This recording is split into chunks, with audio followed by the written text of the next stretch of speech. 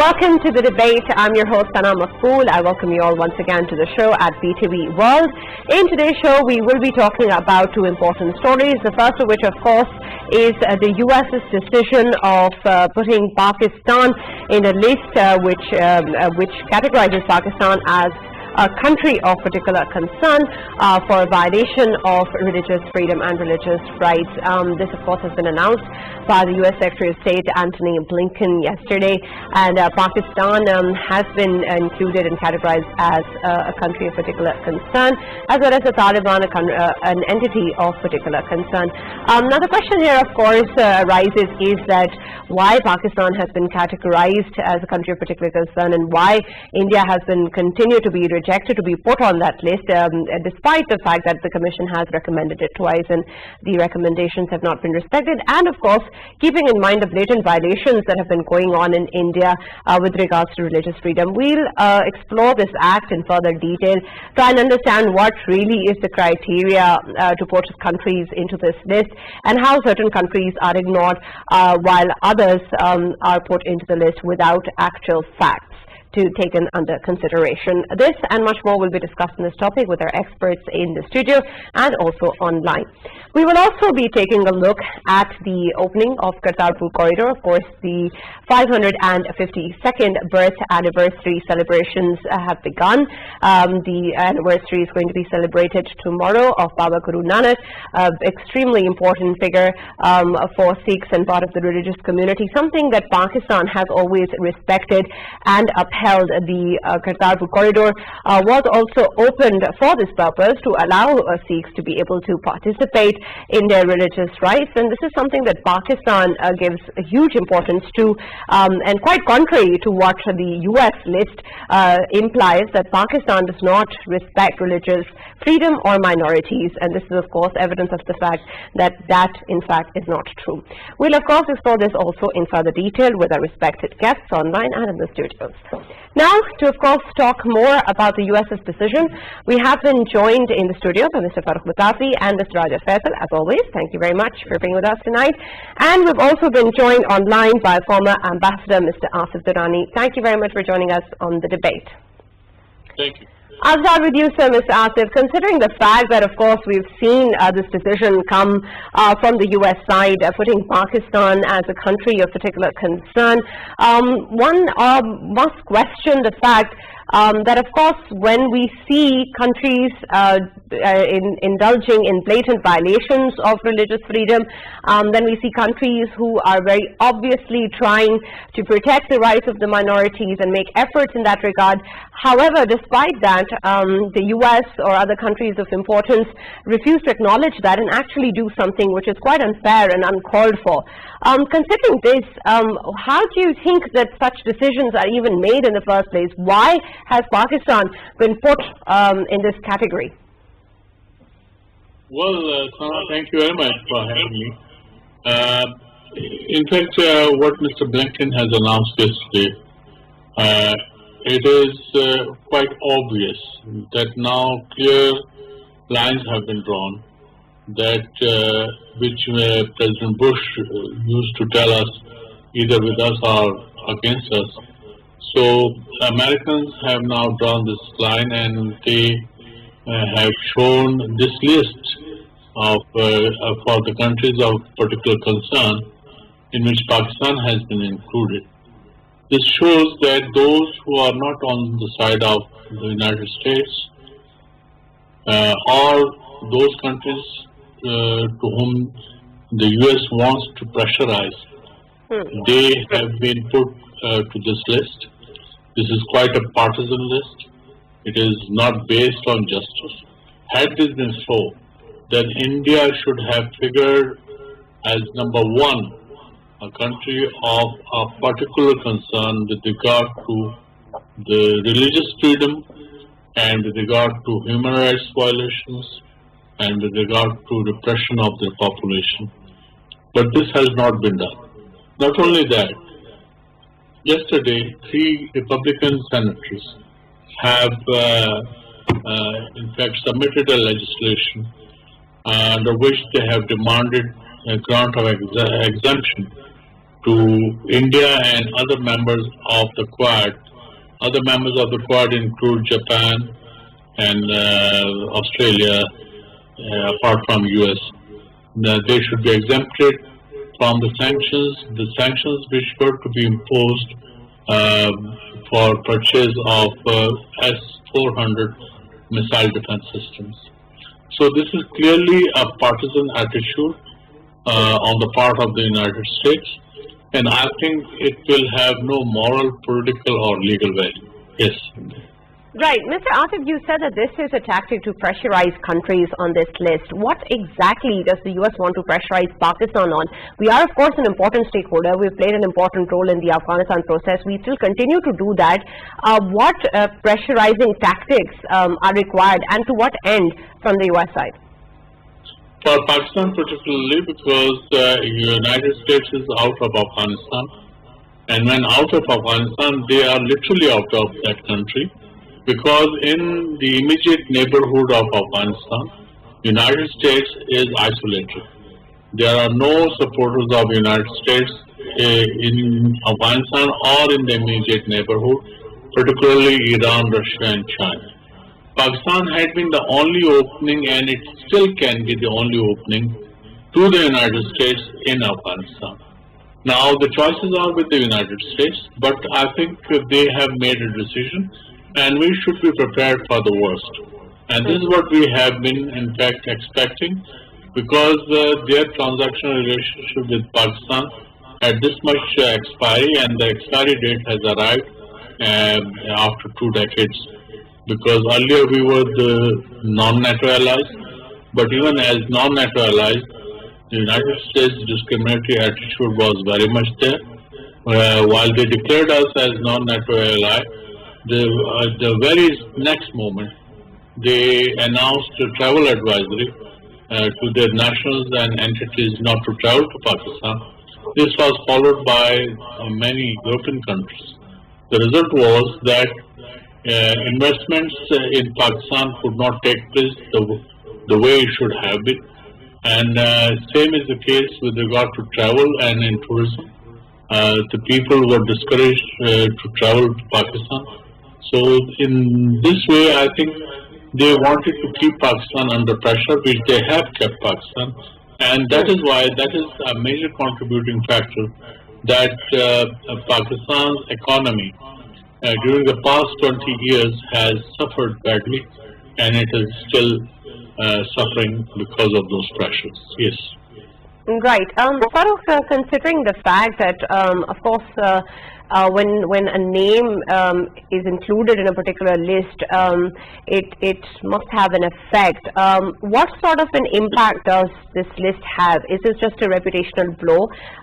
Is this just going to decrease Pakistan's value, moral value with regards to how much it protects religious freedom? We've seen that in different parts of the world. It doesn't really count when it comes to relations between countries, whether or not such violations are actually taking place. So in terms of actual actions that impact a country, what does Pakistan being included on this list mean for the country? Right. Practically speaking, it only means that Pakistan has been put in a doghouse, and it has been there for quite some time. This list actually, it was basically Donald Trump who actually included Pakistan in the list. And then his Secretary of State actually detained it in 2020 as well.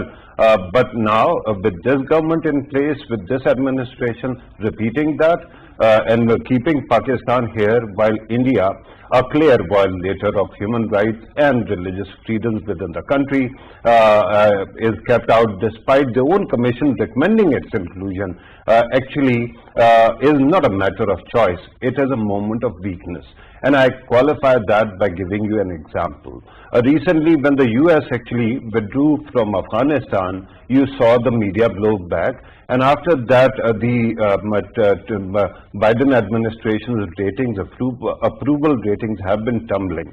And it is believed that India has a disproportionate influence over American media as well, their think tanks, their policy departments as well. And after what has happened if India was to be included. See, Pakistan you can negotiate whether Pakistan, it merited to be there or not. But India, as Ambassador Saab has very correctly pointed out, is a very blatant case which has been left out.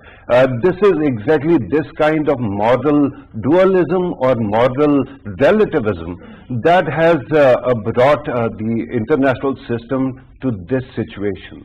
Where you say that the liberal order is on retreat, and where you also say that even in America, hardliners actually keep on pouncing and pounding because they have created these double standards. Otherwise, human rights and religious freedoms don't actually just change their definition or interpretation with countries. Right? If it is true in Pakistan, it should be true in India. It should be true in America as well. But that situation doesn't seem to be happening, and the reason is that the Biden administration at this moment thinks that after Afghanistan's withdrawal, it doesn't want to alienate Indian lobby. So keeping Pakistan on the list and removing India or not allowing India to be included is an example, and it is an olive branch. Eventually, you'll see that it is going to hamper America's own ability to sell the idea of human rights and religious freedoms, because there is a clear, blatant example where every day you keep on seeing the violation of human rights. Amnesty cannot function. Amnesty International cannot function in India. Human Rights Watch cannot function in India. They have been expelled. And with that kind of a situation, if you are not going to include India, that means this list means nothing, and there is only going to be a slap on the wrist. There's hardly any consequence. Right. So, Faisal, does this mean that the criteria of putting countries on this list is very arbitrary? There is no criteria, in fact. Considering the U.S. International Religious Freedom Act, what does it actually say in terms of the conditions based upon which such a list is made? We've seen that, of course, with the example of India, that it seems there are no standards that are being followed. Well, Sana, this is what the previous speakers, obviously Ambassador Durrani as well as Farooq has mentioned, and these are clear double standards. I would continue with this, but we must, we must see the historic perspective as well. There were two very important incidents that took place between Pakistan and U.S. relations.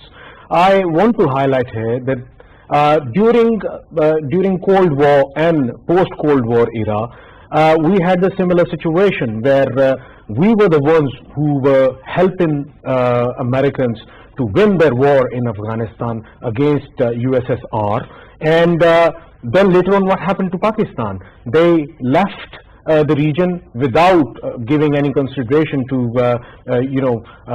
resolving the situations in Afghanistan. That became a problem for Pakistan. I mean, you remember Hillary Clinton herself is on record saying that we left Pakistan with the stingers and with Mujahideen, and we asked them to you deal with it and we have nothing to do with it. And what they did, they started sanctioning Pakistan in early 90s.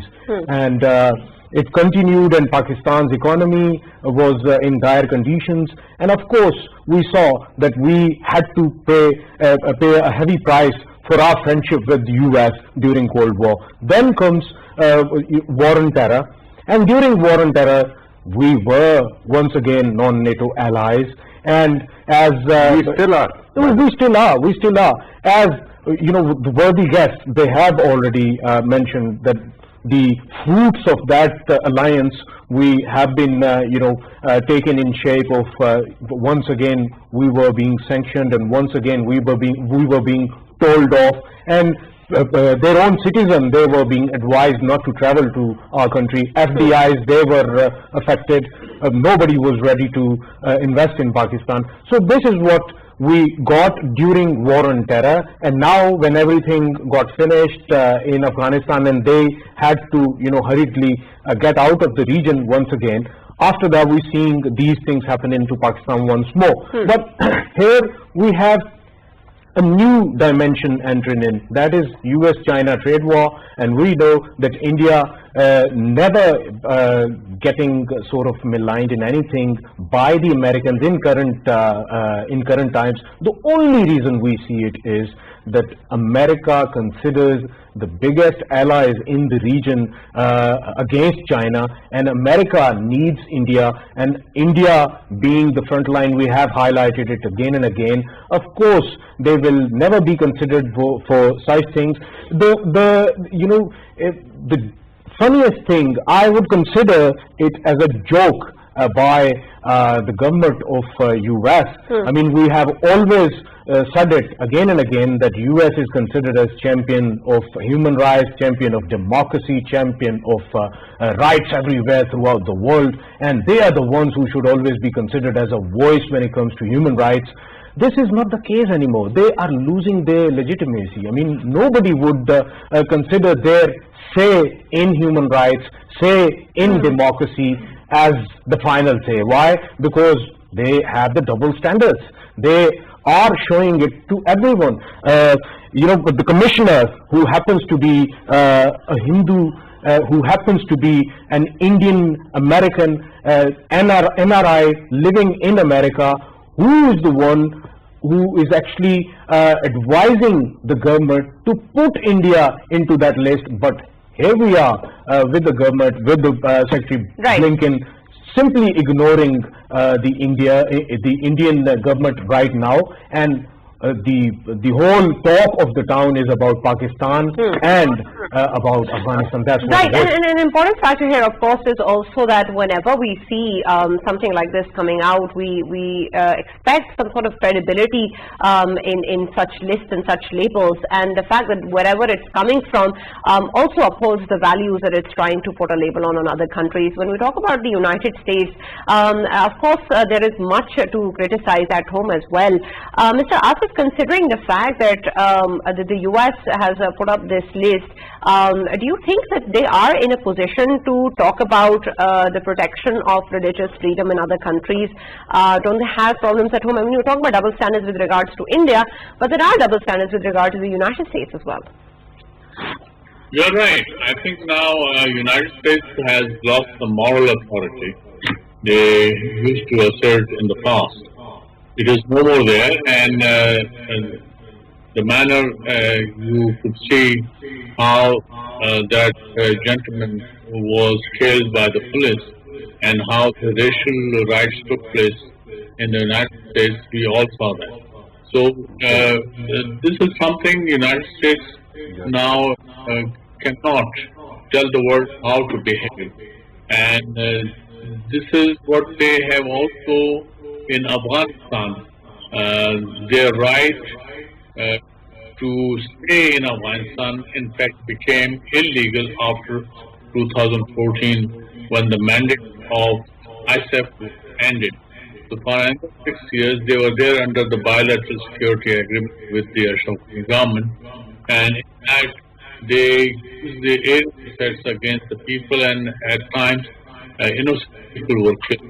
Even before leaving Kabul, they in fact killed more than 10 people, mostly of one family, pretext they belong to ISIS or Al Qaeda.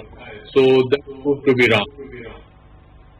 So here I'll submit that the United States now cannot exercise that moral authority to claim during the Cold War. Yes. Right. Mr. Asif, considering the level of injustice that is being done over here and how unfair it is to bring Pakistan on such a list and not India, what sort of a response should Pakistan be giving with regards to this, the continuation of this decision? Should we protest this decision? Should there be any sort of a tangible action? Or is this not a big enough blow for Pakistan to react? Or is Pakistan not in a position to react? I think Pakistan should reject this judgment by the United States. And in fact, it should raise the issue of gross human rights violations which India is perpetrating in the Indian illegally occupied Jammu and Kashmir, and where so far over 100,000 people have been martyred. Thousands of widows are there whose near whose husbands' graves are not known. Then there are thousands of half widows whose husbands, their fate, we don't know where they are. And then there are thousands children who are behind bars. They are, in fact, they are as young as 13 years old children. They have been, and then thousands of children and youth have been blinded with pellet guns. And this is again a weapon which is inhuman in a sense that you just put the future of a gentleman, a young man, in utter darkness, in complete darkness. So here, those violations have not been registered by the United States, or they have not made exception to that why this has been done. But at the same time, since now India, it is part of the so-called strategic alliance. It is part of the Quad. It is part of the Indo-Pacific alliance. So here they have become the darling, and for them, all kinds of atrocities perhaps could be exempted. So this is what I can say. Okay, Farooq, considering the fact that Pakistan rejects this decision and says that it's unfair and whatnot, would it not become a matter of he said, she said? You have the United States putting a country on a list. To the larger population of the world, doesn't Pakistan seem to be a place which is not worthy of a protection of religious minorities or religious freedom? It's not a place where people's religious rights are respected. If Pakistan's name is on a list and it's given by the United States, that's what the larger public believes in. Right, and that actually saddens me, because Pakistan, under the previous 3-4 governments, starting from General Pervez Musharraf's time, has put in a lot of effort to improve, to ensure the rights for minorities and equal rights. I'm not saying that we are there, but we keep on working on it. It is a country that has committed to the idea of protection of minorities. Compare it with India, where it is exactly opposite. Their government, their ethos is, when you talk about it, it actually thrives because of deprivation of human rights to their minorities. And unlike us, their minorities are in a big number. Only Muslims are 14% of the population. The Christians are in huge number as well, because India's population is 1.3 billion. But earlier, something very interesting that was said by Faisal, and he pointed out the history of war and terror. So let me remind you, when you talk about the double standards and where the US is at this moment, it is thanks to Bush administration, where it actually started losing its direction. There is, as we speak, there is a trial going on in Guantanamo Bay at Gitmo of a man called Majid Khan. Majid Khan was accused some 14-15 years ago of attacking General Pervez Musharraf and being involved in terrorist activities. He is at this moment somewhere around 40 years or 43 years old, must be very young when he landed there. And if you go through the testimony, it is harrowing. But whether you treat him as a terrorist or not, it doesn't compromise the fact that he is a human being. And the way he was physically violated is harrowing, right? This is where America ended up, because it started listening to the proponents of clash of civilization thesis like India, because India kept on milking this idea, and it has actually created exceptions for itself in the American mind. And even if you talk about today, there is a linkage between far right escalation in America and in India. There is RSS, which is the source of BJP, ruling BJP's radicalism, right? Their counterpart in America is called HSS, and they have direct connections with America's white supremacists and far right groups. And that will continue because when you give or turn a blind eye to such elements, they're going to come over and pollute your own country. Right. And this is exactly what is happening. You know, on January 6th, when the US capital was attacked, there were usually very different kind of flags, usually related to America's own history. But there was only one foreign flag. Do you know which country? India. And who were those people who were there? Very proudly tweeting about it, they were all Modi bhakts. And this continues to happen. India will under Modi, will unhinge America as well if America doesn't actually try to correct its course. We're almost out of time, so I just want to also touch upon the fact that the Taliban have also been included as an entity of particular concern, and we have simultaneous efforts going on to, of course, engage with the Taliban to ensure that they fulfill their international commitments that they've made earlier. We had the US also participating in the Troika Plus. Therefore, considering this and then such a move that's coming from the United States guys, does this not contradict their efforts or hamper the efforts that they're trying to establish? Exactly, Sana. This makes me laugh. Makes me laugh. Why? Because these are the very Taliban the Americans sat with and talked about peace. How is it possible? I mean, you are considering someone to be talkable. That's why you are sitting with them and you are having talks with them over the peace, and you wanted to get out of it. That's why you were sitting with them. At that time, you had no concerns. And now you have suddenly grabbed on concerns. I mean, this is, something I can't really understand. Once again, I would say double standards of America, and America is actually losing the soft power it used to have, and now it hasn't got it. Nobody would understand where America is heading, and I think Farooq was rightly mentioning that today's America, it has its own direction, and the direction is more similar to RSS and Modi, and this is where they are heading towards. I just wanted to mention, if you allow me, I just wanted to mention few of the facts of India which are being ignored by Secretary Blinken. He needs to know that Article 19(1), of course, it gives freedom of speech, freedom of expression to everyone in India. Indian Constitution gives it.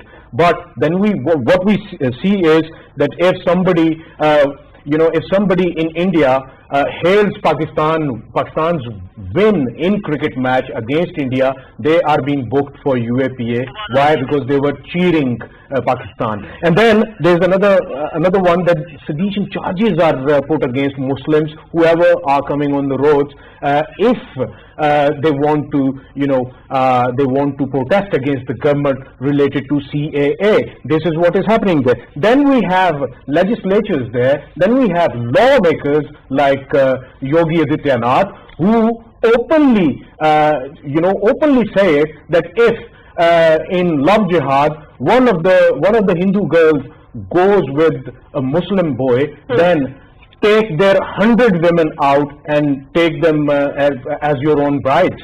And there is another thing, that one of Congress leaders, he blamed Yogi Adityanath of saying that the time would come that we will take the Muslim women out of their graves and we will rape them. Right, absolutely. This is what the legislatures, the lawmakers of India are saying, and these things are being ignored. America needs to look into it. Of course.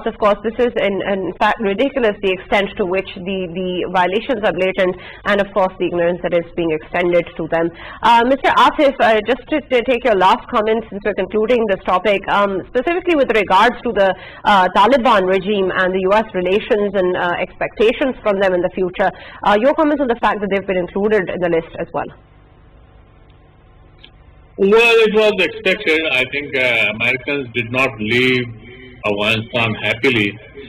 So their anger is very much there, and they have not recognized the Taliban. So did the other countries. But I think they wanted to register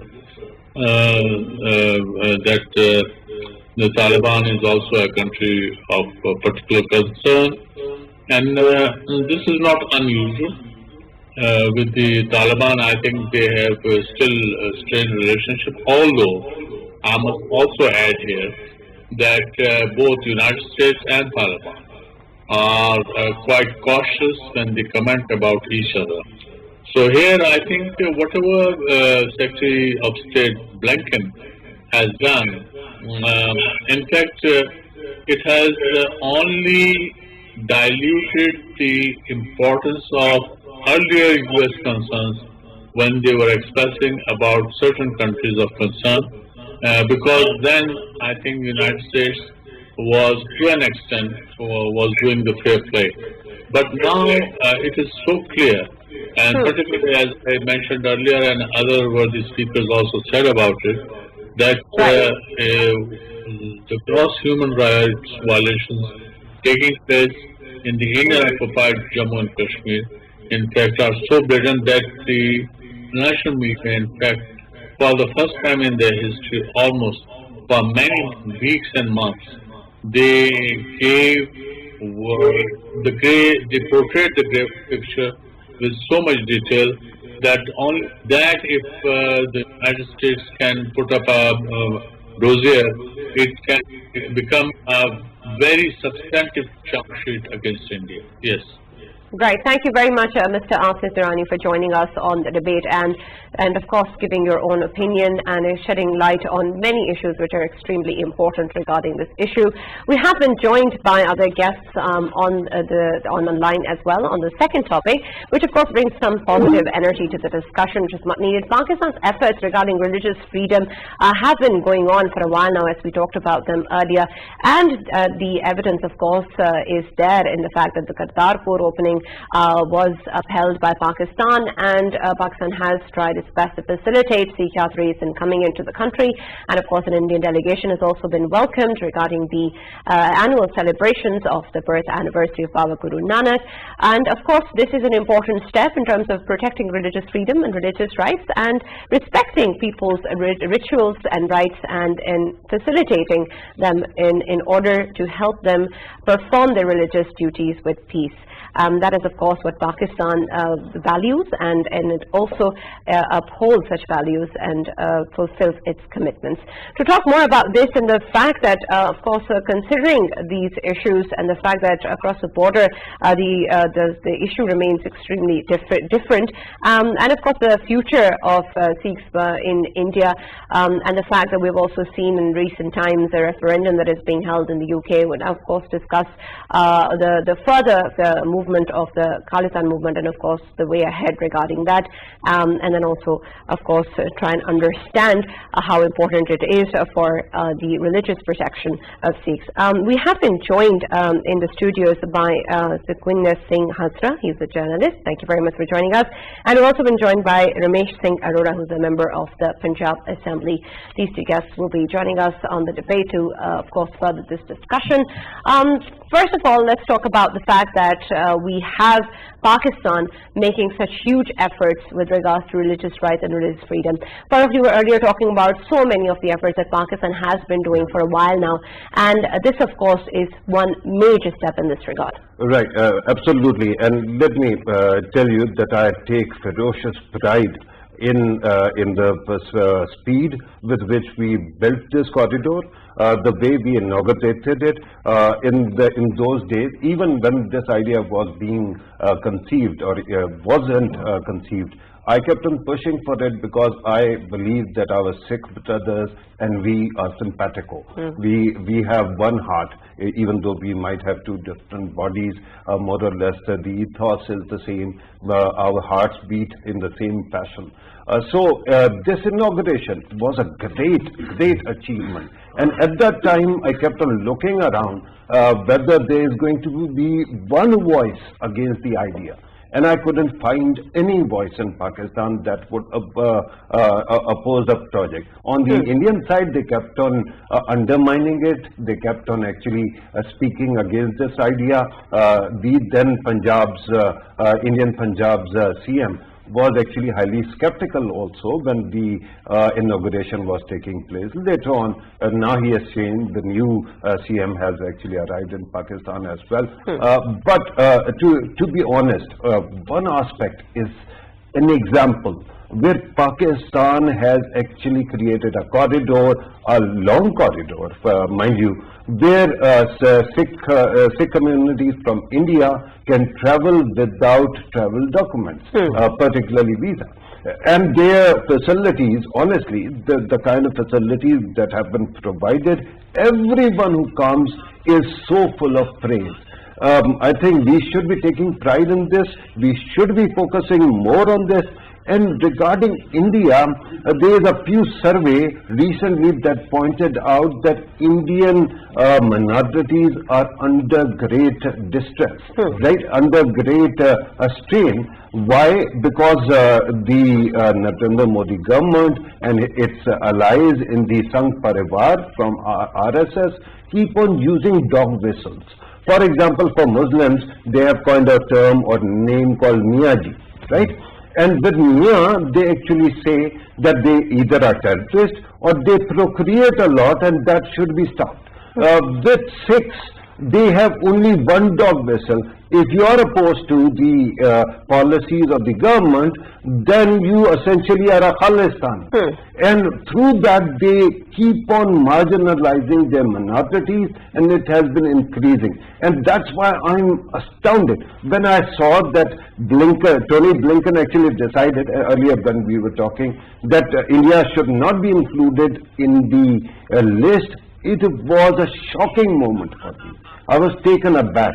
But coming back to Pakistan's contribution to religious harmony, regional harmony, peace building, I think all Pakistani leaders should be saluted, and we should be very happy and should take pride in the fact that this project is back online. Absolutely, and we do. We've also been joined by Sukhwinder Singh Hansura, who's a journalist on Skype, and we've joined on call by Ramesh Singh Arora, who's a member of the Punjab Assembly. Thank you very much, both of you, for joining us on the debate.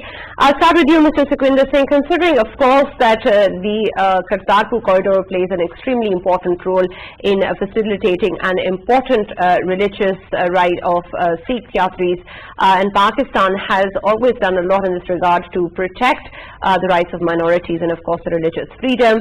How do you feel about Pakistan's steps in this regard in terms of protecting the religious freedoms of different minorities, including Sikhs?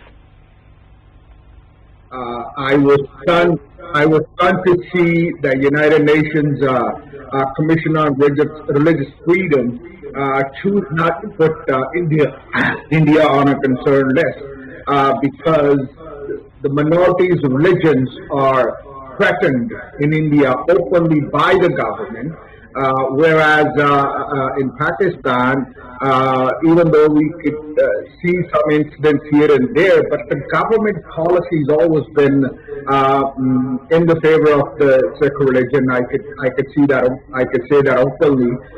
In 2018, when we heard about the corridor opening by Pakistan government, we in Canada, we honored Imran Khan, the Prime Minister, and Bajwa Sahib, the Army Chief, with a gold medal to send a message to the world that we appreciate when a foreign government does something for minority religious freedom.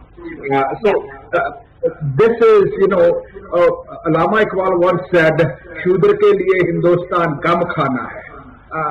It is rightly so said many years ago.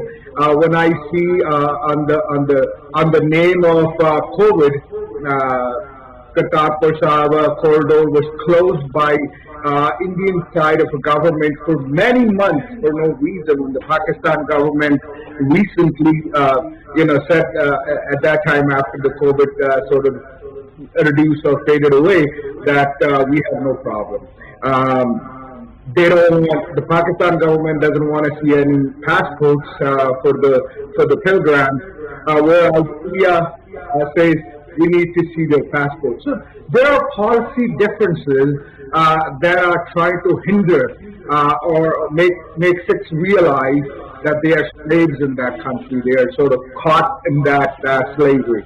And I'm openly saying it, that religious freedom for minorities in India Muslims, Sikhs, or Christians, or Dalits, for example, who they think they're Hindus, but the Dalits are openly saying we're not Hindus. They all suffer in the hands of this fascist government that has taken on since 2014, and one of their favorite actress recently quoted by saying that freedom उन्नीस सौ आई नहीं थी. There was no freedom in 1947. That was human being. She terms 2014 was a real freedom file. When Modi became the prime minister, that's when they got the freedom. That's their notion. That's their viewpoint about all those people who sacrificed for the freedom in 1947. Right. Mr. Ramesh Singh Arora, you've joined us on phone call. Earlier, Mr. Sukhwinder Singh was saying that they try to give the message to the world regarding Pakistan's efforts in terms of protecting religious freedom, and that a foreign country is doing that for its minorities.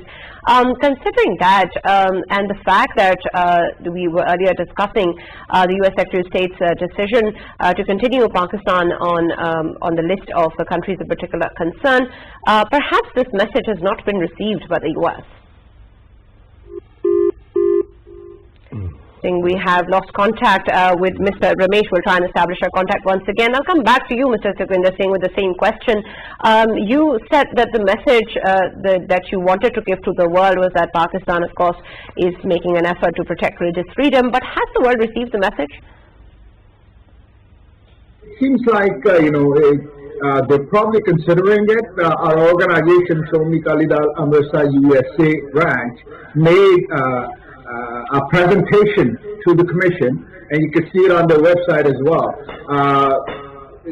saying what India is doing to the minorities' religious rights. So, we're doing our part.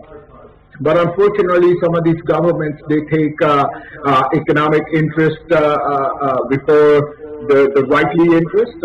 So I believe that Religious Commission in the United States will be lobbied by the Sikhs in USA, and we think that in near future, the same commission once banned Modi entering USA. I mean, same Modi never convicted, never paid any price for the atrocities that his leadership occurred against Muslims in Gujarat. You can read Gujarat by a book by Miss Ayub. So, I mean, there are so many evidences, and I believe that United States needs to step up to the plate and call spade a spade. Right. We have been joined once again by Mr. Ramesh Singh Arora. Thank you very much for joining us on the debate, sir. Can you hear me? Thank you very much. Yeah, I can hear you. All right. As we were discussing earlier, of course, Pakistan's efforts with regards to Kartarpur's opening, and of course the fact that Antony Blinken just yesterday has continued to put Pakistan in the list of countries of particular concern. Do you think that considering this is a major step for, of course, Sikhs and their religious protection, is Pakistan not doing enough to protect the rights of religious minorities, or to extend as much facilitation as it can for protection of religious freedom? Yeah, thank you very much. Today we received Chief Minister of Indian Punjab, and he was on a visit to Kartarpur corridor, and then ultimately he came to Kartarpur Sahib and he met with the local Sikh community. And you can listen his words, like he's praising for the Pakistan, and he's saying again and again that I'm so much happy and indebted to see the Sikh community in Pakistan who is living like peacefully and they are enjoying their rights. So it shows that Pakistan has always extended its help, its support, and its love and affection to the minorities, and always take care and safeguard the worship places of minorities. Opening of Kartarpur corridor is a gesture that we protect our minorities. We extend all the gratitude to our minorities, and we are very few in Pakistan. The total Sikh population in Pakistan is not more than 25,000, But this Kartarpur corridor means a lot. And today you can see that the Sikh community is in the parliament, they are in the Senate, they are in the provincial assemblies, they are in the government job.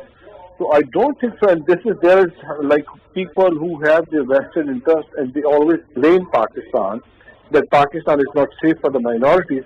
But if you look at so far what have done by the Pakistan, it's tremendous. And I'm really thankful to the state of Pakistan, to the governments, whatsoever its government is coming. They do the policy of state, and the policy of the state is to protect the minorities. Either they are Christian, they are Sikhs, they are Hindus, they are Parsi, whatsoever their religious faith is. But they always protect their minorities, and they always protect and safeguard their worship places. So I don't think so, and I know certainly I condemn all of those actions